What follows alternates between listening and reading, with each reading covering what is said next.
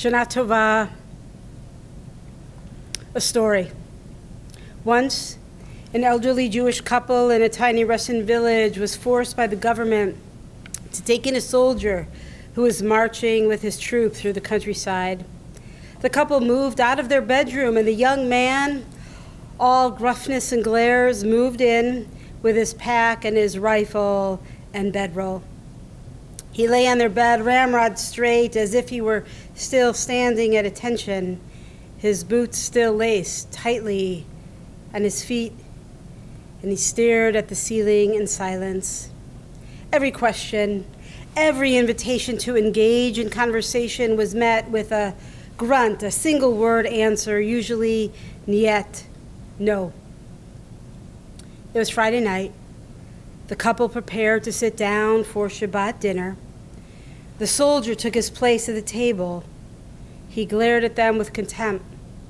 Only now could they see just how young he was.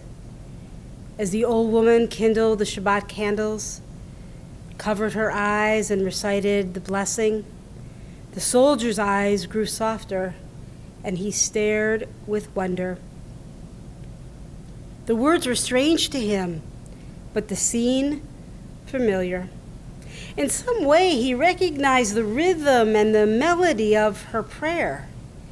He listened as the old man chanted the Kiddush and Motzi. Once again, the prayers were strange to him, but somehow familiar. He knew none of the words, but the melody, he knew it from somewhere, from some time. The soldier quickly devoured the hunk of challah placed before him, and speaking for the first time, he asked for more. His voice was not that of a hardened soldier, but that of a boy lost in the world. His face was a picture of bewilderment. Something about this picture, the sight of the candles, the melody of the prayers, the taste of the challah was familiar. It touched him in some mysterious way. But how? How could it be? He had never been here before. He never met these people. He never visited the village. How could it be familiar?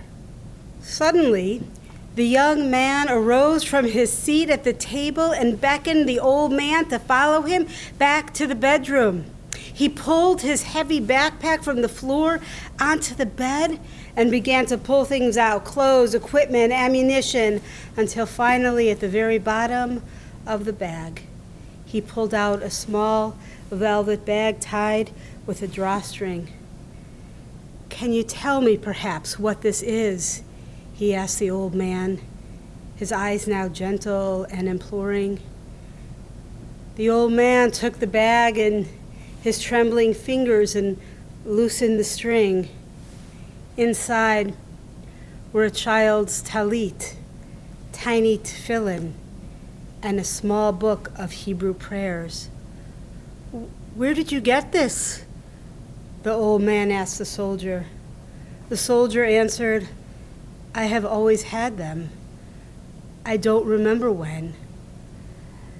The old man opened the prayer book and read the flyleaf, his eyes filling with tears. "To our son Yasala, taken from us as a boy. Should you ever see your bar mitzvah, know that you are a Jew. Be proud, and know that wherever you are, your mama and your papa always love you." The old man closed the book, turned to the soldier, and embraced him. The young soldier tried to fight back the tears, but he was unsuccessful.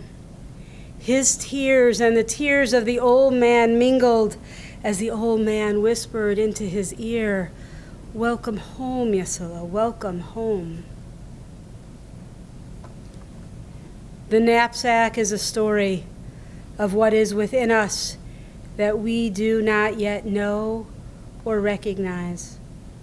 A story about a light, a holy spark of presence, of strength that is deep within us and might be the spark that helps us do the next right thing or is the inner strength that helps us do what we think is not possible for us to do. Rabbi Ed Feinstein comments on this story found in his book, Capturing the Moon. He writes, "It is this light that lies hidden deep within the knapsack we carry through life, under our anxieties, our unfulfilled plans, our disappointments. But it's there, waiting for us. And the deeper purpose of religious life is to allow us to discover and strengthen that spark of divine light that is within us." And the knapsack is also a story about the importance of our connection to our past, to our heritage, and to each other. Here we are on the high holy days, not sitting in our regular seats over at the CAC. We are not sitting next to families who we have known for years. We don't get to check in with clergy or with each other. And still we are here together, connecting, despite all that is going on in this crazy and challenging world. These holy days, so strange and different, are also familiar. And I am grateful that we are sharing this experience and moment in time. May we be blessed through these Yamim Noraim, the days of awe, with an inner sense of belonging, of knowing we contain divine sparks that might offer us comfort, light, and love. Ken Yehi Ratzon, may this be true.